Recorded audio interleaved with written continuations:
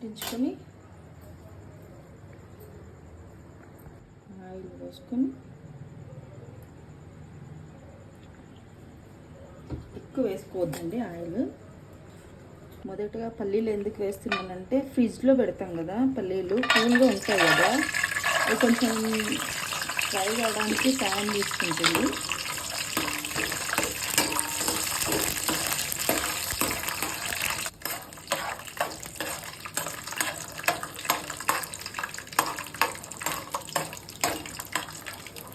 పల్లీలు మంచిగా తిప్పుతూ వేయించాలండి.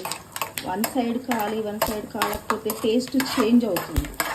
ఏది వేసుకున్నా మనం కలపడంలోనే ఉంటుంది టేస్ట్.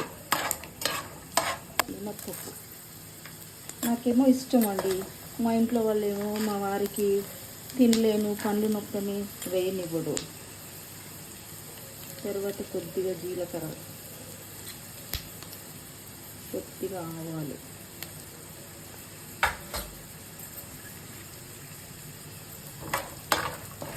పచ్చిమిర్చి, కరివేపాకు వేసుకోవాలి. ఈ కరివేపాకు చూడండి ఇంత పెద్ద ఆకులో, ఇది మా ఇంట్లో చెట్టు, నేను ఇంత ఫ్రెష్గా ఉందో.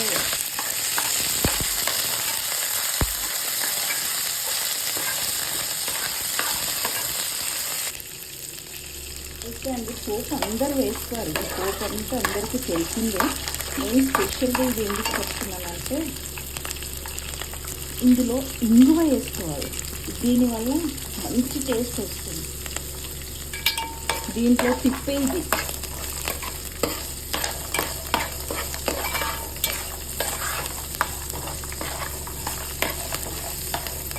ఇంతే అండి. పల్లీలు కాలాయి, పచ్చిమిర్చి కూడా కాలిపోయాయి.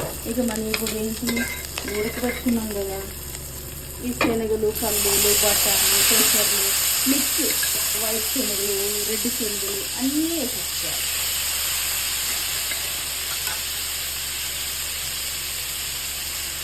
ఇలా వడగట్టుకుని వాటర్ అంతా దీంట్లో తీసేసి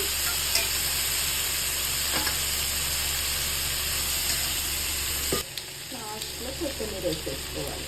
ఒకటి ఏంటంటే ఇష్టమైన వాళ్ళు చిటికెడు పసుపు కూడా వేసుకోవచ్చు. నాకు కలర్ మీద అంత ఇంట్రెస్ట్ ఏమి ఉండదు కాబట్టి ఏం పసుపు వేయలేదు. ఇంతే అండి, ఎంతో టేస్టీగా ఉంటుంది. మీరు టేస్ట్ చూడండి. కాకపోతే ఇది ఉడకబెట్టేటప్పుడే సాల్ట్ వేసారనుకో టేస్ట్ మరీ ఎక్కువ అవుతుంది. పైనుంచి వేసిన సాల్ట్కి అవి ఉడకబెట్టుకునేటప్పుడు వేసే సాల్ట్కి టేస్ట్ చేంజ్ ఉంటుంది, మీరు గమనించండి. దీనికోసమే వీడియో చేస్తానండి.